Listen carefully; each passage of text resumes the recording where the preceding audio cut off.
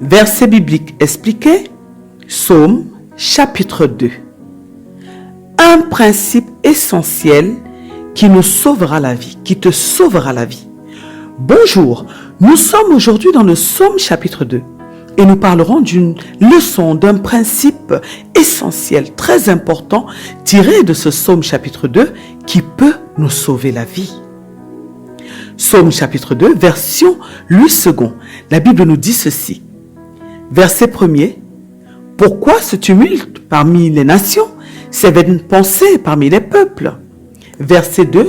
Pourquoi les rois de la terre se soulèvent-ils et les princes se liguent-ils avec eux contre l'Éternel et contre son oint? Verset 3. Brisons leurs liens, délivrons-nous de leurs chaînes. Verset 4. Celui qui siège dans les cieux rit, le Seigneur se moque d'eux. Verset 5. Puis il leur parle, dans sa colère, il les épouvante dans sa fureur. Verset 6, c'est moi qui ai oint mon roi sur Sion, ma montagne sainte. Verset 7, je publierai le décret. L'Éternel m'a dit, tu es mon fils, je t'ai engendré aujourd'hui. Verset 8, demande-moi et je te donnerai les nations pour héritage, les extrémités de la terre pour possession. Verset 9, tu les briseras avec une verge de fer, tu les briseras comme le vase d'un potier. Verset 10, et maintenant, roi, conduisez-vous avec sagesse, juge de la terre, recevez instruction. Verset 11, servez l'Éternel avec crainte et réjouissez-vous avec tremblement.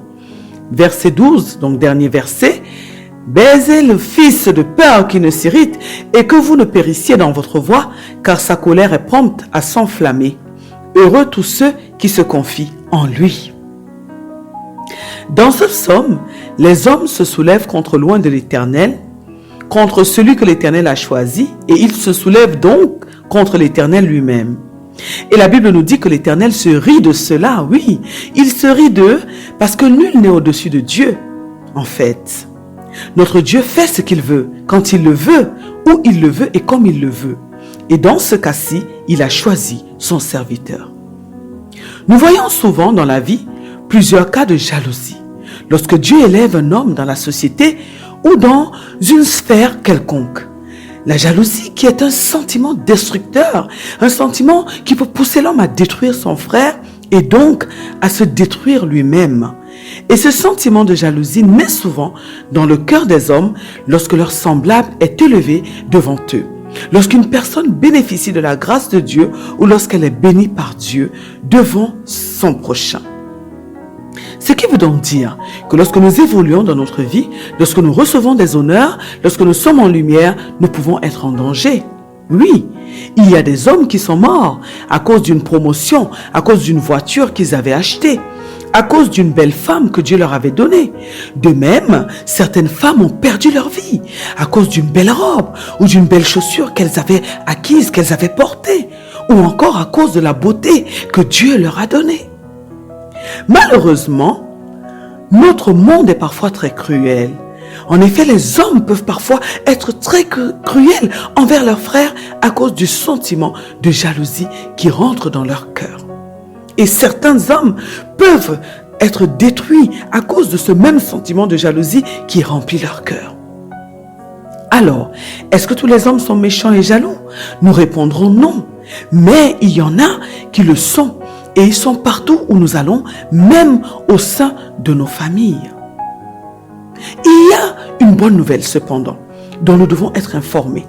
C'est que lorsque c'est Dieu qui nous élève, il veille sur nous. Et nous le voyons dans ce psaume chapitre 2. La Bible nous dit dans ce psaume que Dieu se rit de ces personnes qui sont jalouses, qui se soulèvent contre son oint, qui se soulèvent contre Dieu lui-même donc. Parce que Dieu est celui qui a élevé son serviteur, le Seigneur aime son serviteur et il est celui qui veille sur son oint. Aussi, malgré leur mécontentement, malgré leur jalousie, ces hommes ne peuvent rien faire contre loin de Dieu. Ces hommes ne peuvent rien faire contre Dieu. Parce que c'est Dieu qui a établi son oint et que Dieu est supérieur à toute personne, à tout être humain. Dieu est supérieur à toute chose. Bien-aimés dans le Seigneur Jésus-Christ, nous devons nous assurer que dans notre élévation, Dieu soit avec nous. Nous devons nous assurer que c'est Dieu qui est à la base de toute élévation dans notre vie, car c'est de cette manière-là que nous serons préservés, protégés, face à nos ennemis, face à ceux qui veulent notre chute, à ceux qui ne sont pas contents de notre élévation. Nous devons donc apprendre à être dans la volonté de Dieu dans tout ce que nous faisons, car c'est le seul moyen qui nous garantit que nous allons bénéficier de la protection de Dieu.